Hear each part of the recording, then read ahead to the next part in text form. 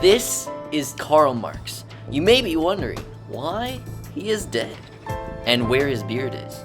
These are good questions, but to answer that takes more than a coroner's report could reveal. We must go back a bit further. This is Marx with his family. He actually had more brothers and sisters than this, but I couldn't afford that many extras. Marx was born in 1818 in a territory belonging to the Kingdom of Prussia. His family was ethnically Jewish, but switched to Christianity before his birth, where he was soon baptized into the Lutheran tradition. When Marx was 1 year old, his brother died, shifting the mantle of eldest brother to him. Later in life, his father that he loved dearly would also kick the bucket, but that's not yet. So let's back up. The headmaster of his high school taught political liberalism, underpinning the views Marx would hold the rest of his life. Marx, along with his classmates, enjoyed hearing such ideas. Liberalism. Yeah! That until his school was raided by the conservative government, since it was considered seditious to espouse such ideas. He's not gone in 15 minutes, can we leave? That's the law. During his stint at the University of Berlin, Marx became engaged to Jenny von Westphalen in 1836, who had broken an engagement with an aristocrat to be with Marx. Their engagement lasted 7 years, finally ending when they got married in 1843. I guess we can get married.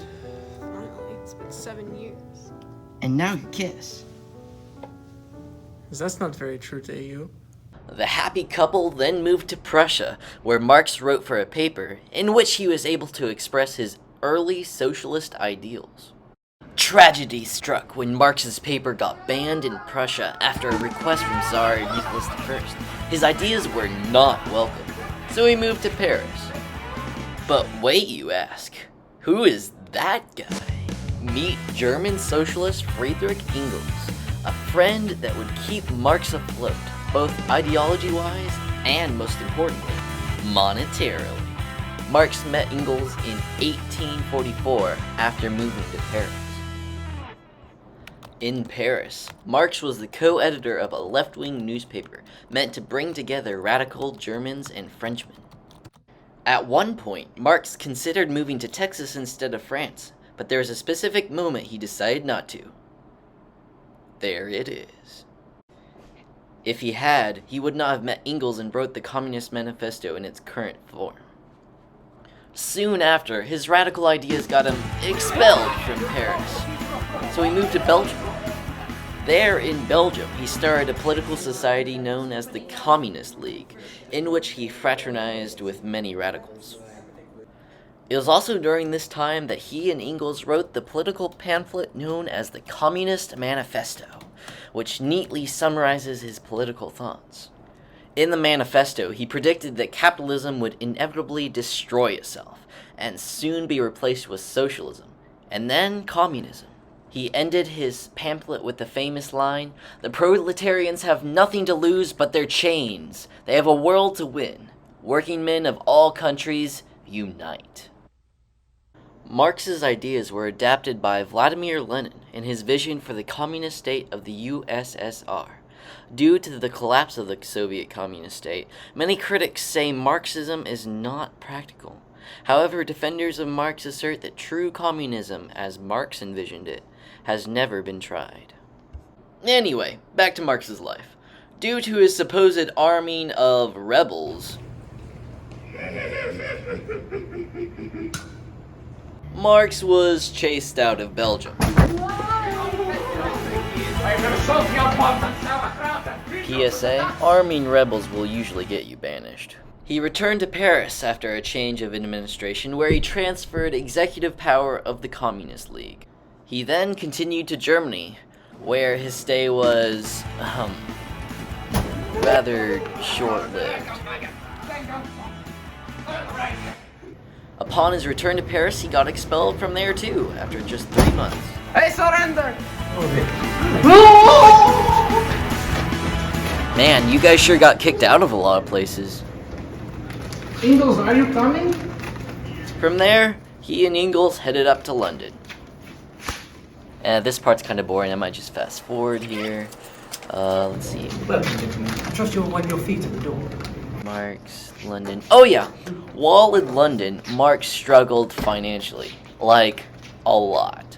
On numerous occasions, Marx couldn't leave the house because his wife had to pawn off his pants. Karl, we are too poor. Our children are starving. You get the drift. Poor man has to pawn off his pants to feed his family, yada yada. You know the drill. See how much you can get for them at least. Marx was not without help, though. He frequently managed to survive off of funds given to him by his friend Engels, who in turn was supported by his industrialist father. To his credit, Marx did try to get work. In 1862, he applied to be a railway clerk, but he was rejected due to illegible handwriting. Eventually, he started submitting articles to the New York Daily Tribune, giving his ideas circulation in the Americas. His confidence from his articles prompted him to begin a work which would become the 3-volume Das Kapital in 1867, in which he outlined the troubles of capitalism, saying, "Nature does not produce on the one side owners of money or commodities, and on the other men possessing nothing but their own labor power. This relation has no natural basis." In another work, A Contribution to the Critique of Political Economy, Marx details his problems with classical economists such as Adam Smith in his continued challenge to the political status quo. Many of his views were heavily built off other modern thinkers, such as Immanuel Kant and Charles Darwin. Much like Darwin, Marx did not have a favorable view of religion, calling it the opium of the people. He and Engels loved Darwin, calling his Origin of Species the book which contains the basis in natural history for our view. Alas, our Marx is nearing the end. In the last year of his life, he shaved his illustrious beard, but not before his famous portrait could be taken. According to legend, his last words were yelled at his housekeeper. Go on, get out. Last words of a fools who have not said enough.